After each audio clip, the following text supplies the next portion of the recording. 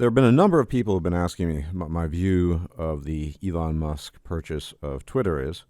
For those of you who are in the dark, Elon Musk, who was a majority shareholder, I believe the majority shareholder, decided recently to purchase Twitter, and it has sent the whole of the internet into a furore, into a state of either ecstasy or despair, depending on which side of the equation you're on.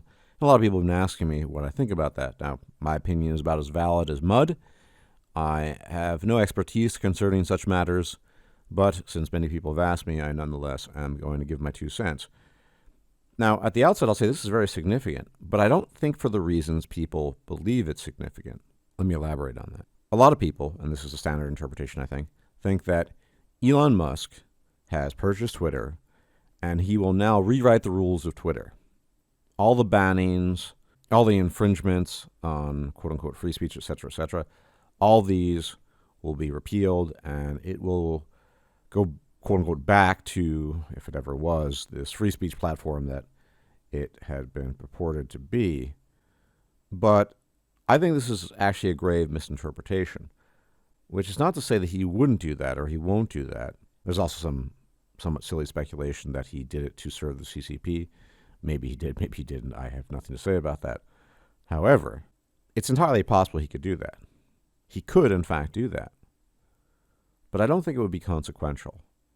And I don't think it would have much of an effect. And I don't even think he is likely to do that. And there are a number of reasons why this is the case. Number one, hence the title of the video, the harsh reality is that money alone, money by itself, is insufficient to fight in the culture war. Again, hence the title, A Fart in the Cultural Wind. The culture is set and brought about not just by money, it's part of it, but by all sorts of subtle and not so subtle undercurrents. They're always there. And they take a long time to aggregate and build up to the point where you end up where we are now in the middle of 2022, the current year, yada, yada, yada. You cannot undo that with a magic wand, which is what I would liken the purchase of Twitter to. I would say Elon Musk's acquisition of Twitter is like waving a magic wand. It's like that wand, if you've ever played CRPGs or tabletop with 3 charges left. Not a whole lot of magic left in it. It still has some magic, but it's not really going to do very much because the magic is just underwhelming at the end of the day. The precedent has been set many times over, and we are currently in a day and age where you're not going to undo that, at least with the flick of a wand, i.e. a purchase of Twitter. This has been building up not just for a few years, but for decades. Ultimately, if you want to look at how we got to where we are, you'd probably have to go back at least to the 60s. Now, you could go even further back. You could go as far back as you'd like in theory. There are all these chains and concatenations, and it's all interconnected and related. That's true. But yes, go back to the 60s for the more visceral, tracing back history aspect of it. And it's this buildup, the Cultural Revolution, the Sexual Revolution, our former state of parochialism is done away with, the whole shebang. It all builds up to this moment. And so in light of that, in light of the historical, cultural, and social weight of that all, I just don't see that having any impact whatsoever. Now, I'm not a clairvoyant, I'm not a prognosticator. I'm not saying it's not possible. Maybe something would happen. Maybe something could happen. But I don't think it's likely. I think, and I'm not an expert on Elon Musk, that Elon Musk is a guy who repeatedly does things to make himself appear relevant and big. So there was some talk of the hyperrail in the Falastigian abyss some people call California. As far as I'm aware, that never came to fruition. Many projects that he's working on, but at the end of the day, nothing that we have hitherto seen that would really blow our minds away. And I think he does these things to stay relevant. I'm not going to lie, that's my interpretation. I think the acquisition of Twitter was something that he could do, he did do, and here we are.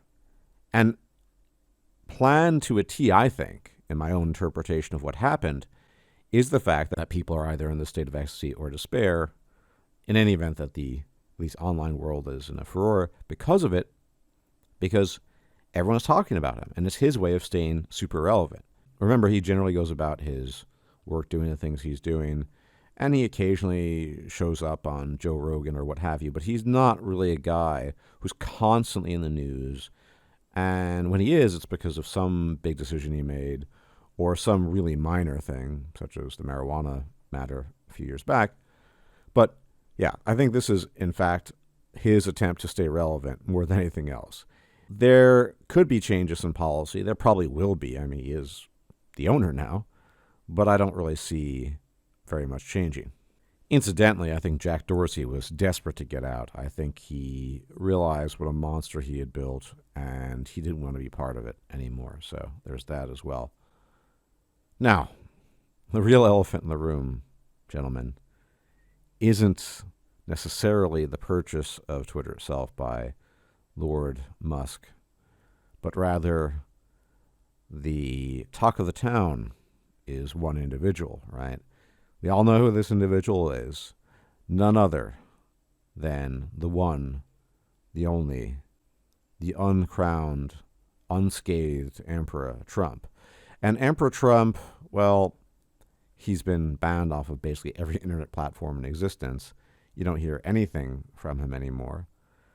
But under the auspices of Elon Musk, Trump could, in fact, conceivably return on Twitter. And if we're going to talk about any sort of major cultural shift that could occur due to his acquisition of Twitter, that would probably be the big one. My money would be on that. It would be Trump being back on Twitter, being able to tweet out his opinions and takes on things. Now, over the years, I've been relatively neutral on Trump, so I don't really have a strong opinion on the guy, which is to say I neither like him nor dislike him. He's just kind of meh to me. But there are a ton of people who really, really like Trump and a ton of people who really, really dislike Trump.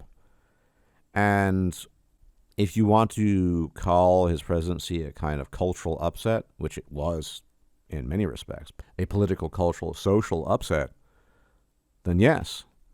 If he is reinstated on Twitter, that could have a large impact and, in fact, could have some influence on whether or not he will be running again for the next presidential election. And it will send some people into a fit of despair and conniptions, but I don't really see the change in any other way being significant. Even if Lord Elon Musk decides today that Twitter henceforth will be a completely free speech platform, anything goes, you can say anything, whatever you want. There might be some minimal impact of that, but I don't think it's going to be as massive as people are speculating, barring the possibility that God Emperor Trump might be reinstated, in which case that could have huge political ramifications and there could be build-up. Because if we know anything about Trump, whatever you think about him, he is not a guy who wants to sit around and do nothing. He would love to get back in it. Like I said, I don't really know what I think about Trump, but a lot of people have strong feelings about him, so it is what it is. Other than that, just a fart in the cultural wind. You can't undo decades and decades of changes with a bunch of money. It just doesn't work that way. You can try, but it's very, very difficult at best. Anyway, as always, thank you for tuning in. Please leave a like, share, comment, subscribe, all that YouTube jazz. And if I'm still alive, I will check you out later. Take care. May the gods watch over you. Bye-bye. If you liked this video, please like, share, and subscribe. And if you enjoy my content, please consider making a donation or becoming a patron. Thanks for watching.